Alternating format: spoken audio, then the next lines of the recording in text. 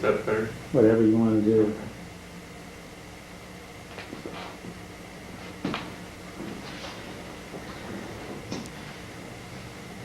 Good afternoon. This is Douglas Noble on behalf of the NABWMT History and Legacy Project, and this afternoon we are interviewing SteveM1 of BWMT and MACT San Francisco Bay Area, a longtime member of that chapter and a member of the first board of directors of the NABWMT in the mid-1980s. Good afternoon. Hi. When did you first join when did you first become affiliated with Black and White Men Together, either locally or nationally? It was locally, and I want to say that it was in 1982 or 83. I was thinking about that. I moved to San Francisco in 1982 and got involved with my partner at the time, Kalu Lester, and he and I went to a meeting, but we might have been together already for several months. It was probably the end of 1982, thereabouts. And it was before the Columbus, the 1983 convention was that Columbus. We didn't go to that, but I remember there was talk about that going on. So, what occasioned you to attend your first meeting? I'd heard about the group. I'm trying to think where. I must have read an ad or something in the BAR or something like that. And it appealed to me as an idea, since here I was, a white man involved with a black lover, somewhat to my surprise, having just come out of the closet about a year before. And he and I both thought it would be an interesting idea, although from the beginning I was kind of more involved in the chapter than he was. What was that first meeting like? Do you remember it specifically? Where was it? Who was there? Well, I definitely remember that it was in the basement of All Saints Episcopal Church in the Haight on Waller Street, where the group met for a long time. And I don't have a specific memory of the discussion. I remember it was it was probably a rap group with a topic, and but friendly people. And definitely I was looking for a place to be talking about interracial relating and kind of what that was about. And my main memory is just that it was a real congenial group of people, I think. Do you remember any of the specific people who were there then? Again, not specifically from the first meeting, but people that were around during that time, definitely. Claver Canfell, Michael Smith,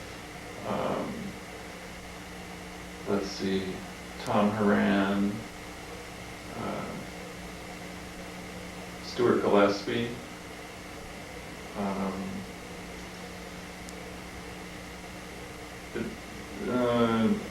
hard to think of. I mean, there's lots of folks, I guess, who come to mind. Did you immediately get involved in the chapter and join, or what was your involvement after that? I think we probably joined. I don't know if we joined like that first night, but I'm sure we paid some dues and got on the newsletter mailing list. And as far as activity, I was pretty regular. I went every week for the first year or so that I was involved. I think it was so rap groups and occasional parties and things like that. And I remember there was a lot of talk about, Jim Ivory and George Polans were also involved at that point. I remember there was a lot of talk about this upcoming convention, and that sounded kind of interesting. And we didn't go that year, but we did end up going the next year to Atlanta in 1984. Because I thought, neat, this whole idea of people from all over the country involved in this organization was kind of thrilling to me. So the San Francisco chapter at the time you went was, about 2 years old by then? I guess so, and I didn't have a sense that it was that new. Uh-huh. I sort of felt like I was coming to something that was sort of established. So it didn't feel to me like I was in the beginning of something. Yeah. I had the same feeling in LA, starting in early '83, thinking, I'm joining this group that's been there for years, and you realize later that it was just starting. I did have a sense that it had been around. Did your chapter have raps every week? Yeah, I think it was Thursday nights. And it was definitely a weekly meeting. And was there someone who led the rap each week, or the same? There would person?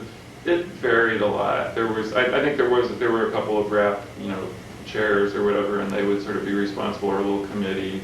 I mean, I wasn't really that involved in sort of the chapter organization, so I'm not sure just how it was run, but there would be speakers sometimes, and I mean, it was a pretty good little set of programs. Or sometimes it would just be, a little discussion group led by one of the members of the group.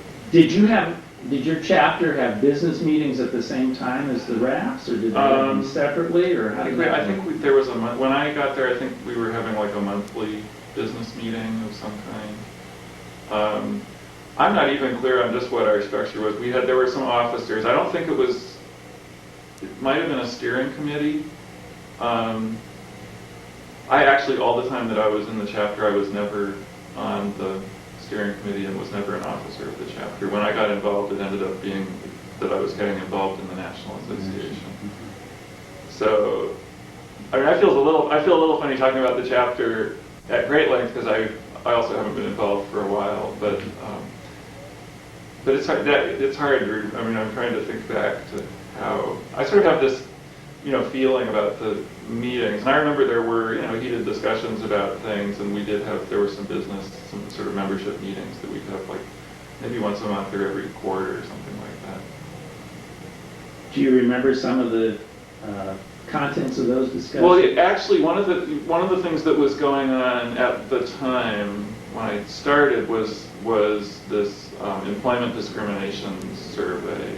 I remember that Michael Smith was real instrumental in getting together. I remember there was like a poster or something that he had done it was a photograph of this bar in Atlanta that was all these white people basically, and it was all the people that worked at the bar, and but apparently it was, and then it said, the percentage of the population of Atlanta that's, black and that attended this bar or whatever, and, here's the staff and they're all white, and, what are we going to do about this kind of thing? And so there was as part of this, like the discrimination response system, was sort of setting up a way to start cataloging and documenting incidents of like carding and other kinds of discrimination in the bars. That was the big, it was both the carding and discrimination of patrons going into bars in San Francisco, and the employment thing, and they did like a survey and, went to bars and sort of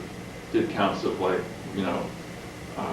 kind of who the clientele were and then who was behind the bar, and it was always invariably white people. And so it was a thing of trying to get this documentation so that we as a group could start suggesting to the employers that they look at their employment practices. So I remember there was a lot of discussion about kind of doing that and implementing it. What was the upshot of all that activity? Well, I know there were some, picket lines and stuff that came out of it. Again, I wasn't in on too much of the organization of it. I kind of saw some of it from the sidelines. But that was a lot. That was sort of the thing, I guess, that BWMT was a little bit known for in the community at the time. And from day one, it always seemed like there was this debate or tension or something about, that you could grossly characterize as, the people who just wanted a social organization and the people who wanted, a politically engaged organization. And that which has also been played out at a lot of levels, I guess, nationally and in different chapters. And that was definitely sort of a live dynamic in the San Francisco chapter at the time. Was that some people thought, well, this isn't what I just came here to meet people and, sort of didn't want all this discussion of, social issues. And where did you fall in this? Well, I definitely. What I appreciated about the group was a lot of the sociability, but I think it's a false dichotomy. I mean, it's but it's the one we always talk about, and this isn't the only organization that faces this, but. So I wanted both. I mean, I liked the sociability and the socializing, and I thought it was important to be looking at and speaking out on issues too. Was it? And I needed a lot of education too about some of these things. I mean, I was pretty insulated around a lot of, racial issues, I think. I mean, not political, not intellectually, I guess, but I mean, in terms of my own personal experience, certainly that was, not something that I was, had day-to-day personal exposure to as a white person, and so that was valuable education for me. Was it your experience that the San Francisco chapter, to the extent you know and were involved, always had a strong political element, or did it sort of wax and wane according to the personality? It would wax and wane, and I think it was, I almost want to say it kind of started out at a certain point politically and kind of has, been in decline ever since, I guess. I mean, there are a few little bits. I think since the original folks that were around, had more of a focus on some issues that, that just, or taking action on issues in ways that haven't been things that the chapter has pursued, for quite some time. And that's partly, that's also sort of the tenor of the culture or whatever, too. I mean, it's not just that group. Other than that, do you think there are any other reasons for that change, or how would you attribute that?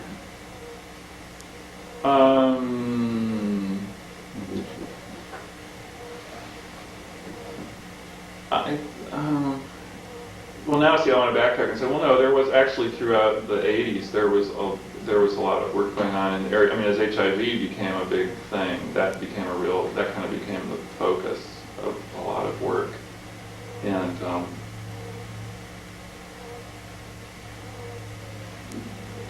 And yet at the same time, HIV, was draining people off from the chapter, both through death and just other, cutting back on commitments and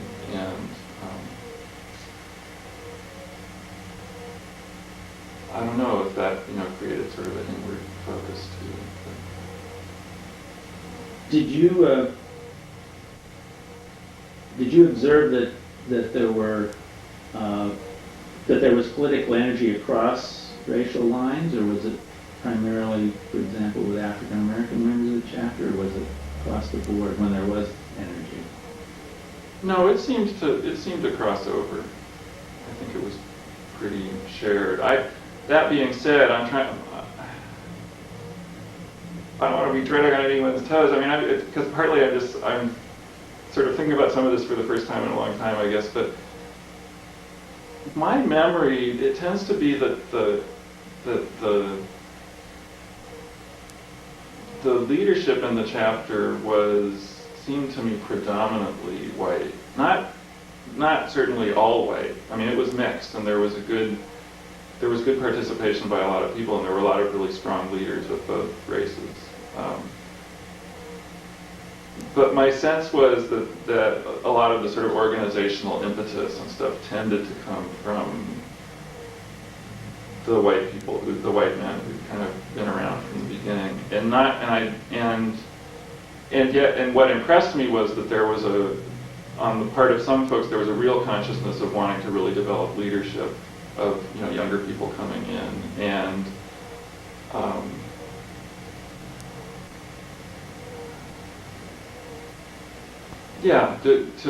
to share.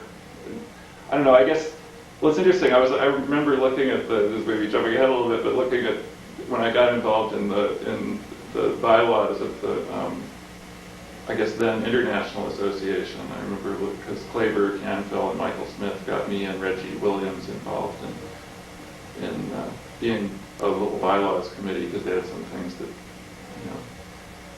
they had been sort of taking or Claver had been taking responsibility for those since the beginning, I guess, and was wanting to sort of pass that on a little bit. And I remember a piece at the beginning of those bylaws that may be in the national ones now that was sort of recognizing that bylaws and all of this stuff are like a very sort of white European middle class, kind of. I mean, there's a real conscious statement saying we recognize that this comes from a certain part of, the culture that is not necessarily shared by everybody coming into this group, and so we want to remain sensitive to that.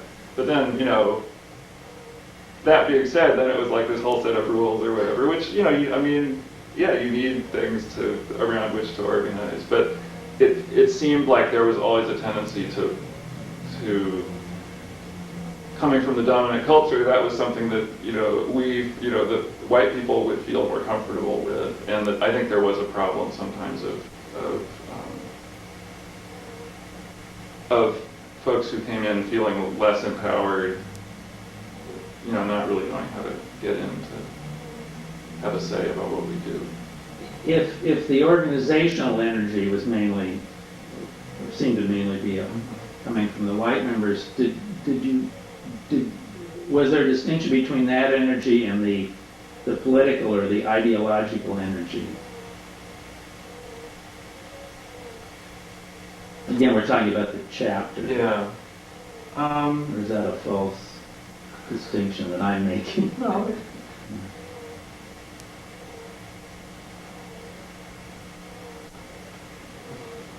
The reason I ask Yeah. is because in my chapter in Los Yeah. Angeles, I think there was sort of a distinction like that, and the white members were often the sort of organizational people, and a lot of the dynamic push for ideas and programs came from some of the some African American leaders. But that was one chapter. I don't know if that was true anywhere else. Yeah. No, I didn't see a lot of distinction. I think partly some of the personalities in this group starting out were just so dominant and powerful. And Michael in particular. Even though, actually, I'm trying to think how involved was he in the chapter even by the time I got involved. He certainly wasn't there every week. There was a certain amount of deference and also just a certain amount of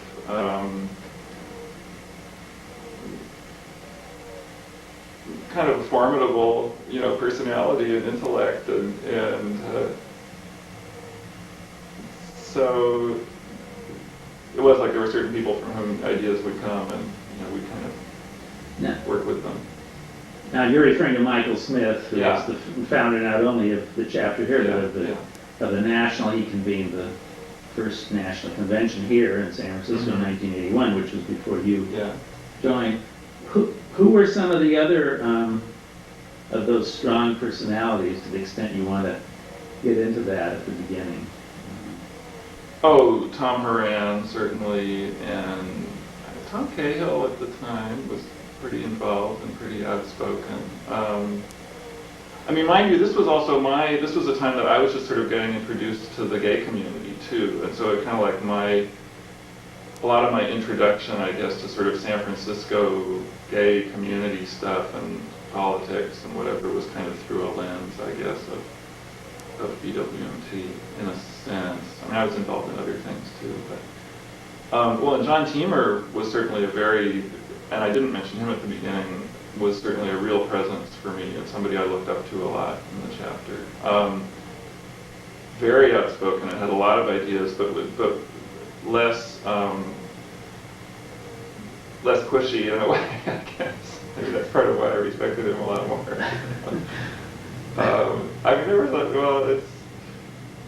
It was a real soup of personalities, and that kept it really interesting. And I think, but we weren't really always as effective in terms of, getting things done as we might, just because there was always a lot of distraction and stuff going on internally, I guess. And in some ways, again, I feel funny talking about it because I think for me it was a real outlet, and it was a really good place to get to know people. Certainly the thing that I have carried with me from this group is the friendships that I've made and the people that I got to know and work with. And maybe I was politically involved in a lot of things, but not as much through BWMT. So while I'm saying I was this political person or whatever, I didn't tend to use BWMT as that kind of outlet. It was sort of more of a social outlet for me.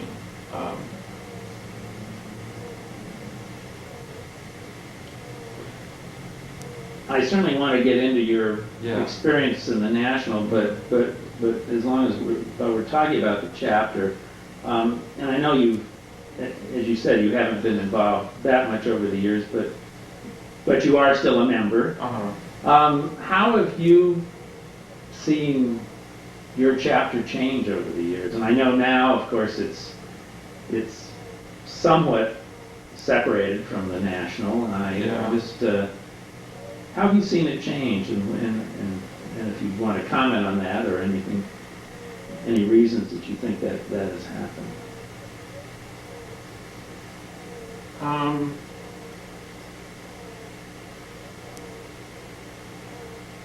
I think it